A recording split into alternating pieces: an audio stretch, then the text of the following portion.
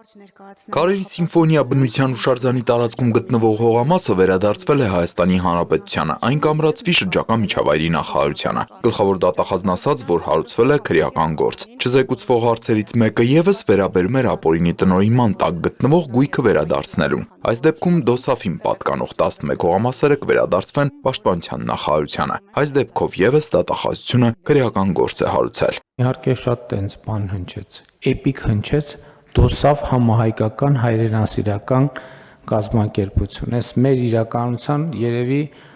բանն է, հատուկ հետազոտության բան նյութ պետքա դառնա DOSAF։ Ես ուզում եմ հիշեի DOSAF ոնց է բացվում։ Միացրեք բարձրախոսը, միացրեք, դա պետքա հնչի։ Пан варчապետ, добровольное общество содействия армии авиации и флоту։ DOSAF։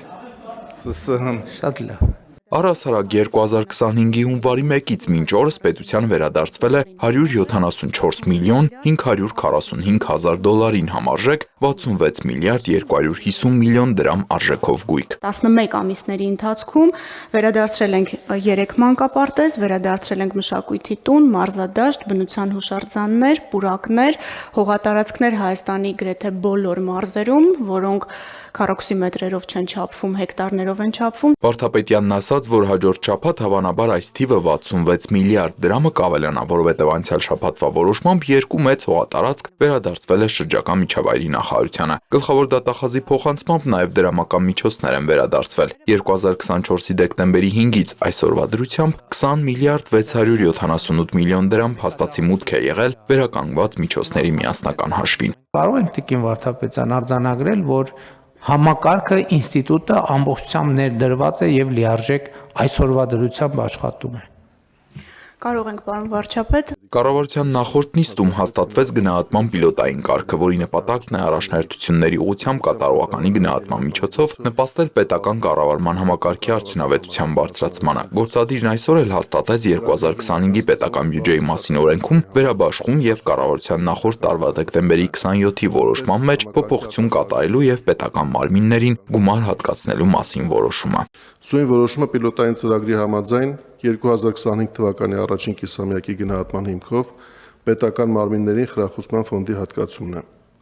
Առաջարկում է յուրաքանչյուր պետական մարմնի համար ֆոնդը հաշվարկել հիմք ընդունելով պաշտոնների խմբերի դրույքաչափերի նկատմամբ սույն որոշմամբ սահմանվող ինդեքսավորման գործակիցները։ Խաչատրյանն ասաց, որ այս որոշմամբ պետական մարմիններին հատկացվող բյուջետային միջոցների հանրագումարը կազմում է մոտ 3.6 միլիարդ դրամ։ Նիկոլ Փաշինյանն արձանագրեց 2017-ին փաստացի հարկային եկամուտները եղել են 1 տրիլիոն 158 միլիարդ դրամ։ Այս տարվա միայն ավելացված մասը լինելու է 1 տրիլիոն 542 միլիարդ դրամ։ 2021 թվականից 2025 թվականը մինչև 26 թվականը վստահ ենք այդտեղ որևէ խնդիր չկա։ Կառավարությունը եւ խորհրդանական մեծամասնությունը կատարել են, այսօր արդեն վստահ կարող ենք ասել կատարել են տարեկան միջինում 7% տնտեսական աճ ապահովելու իրենց խոստումը։ Սա ինչ է նշանակում։ Սա նշանակում է, որ պետական մարմինները լավ են աշխատել։ Միաժամանակ վարչապետն ասաց, որ սա չի նշանակում, որ իրենց աշխատանքն անթերի է, բայց երբ իրենք այդ թերությունների հետևից գնում են, տեսնում են, որ թերությունների մի զգալի մասը կախված է այդ թվում այն իրավիճակից, երբ ներդրումներ չեն արվում կառավարման որակի բարելավմանը, պետական մարմիններում աշխատանքն առավել գրավիչ դարձնելու եւ աշխատանքի լրացուցիչ խթաններ ու երաշխիքներ ներդնելու ուղղությամբ։ Ինձ համար ակնհայտ է, որ մենք նման որոշում չենք կարող չկայացնել 2025 թվականին։ Որտեւ եթե մենք նման որոշումներ չկայացնենք, այդ նշանակում է, որ Հայաստանի զարգացման ճանապարհին արկա մի կարևոր խոչընդոտ հրաժարվում ենք վերացնել։ Դա այն է, որ պետական մարմիններում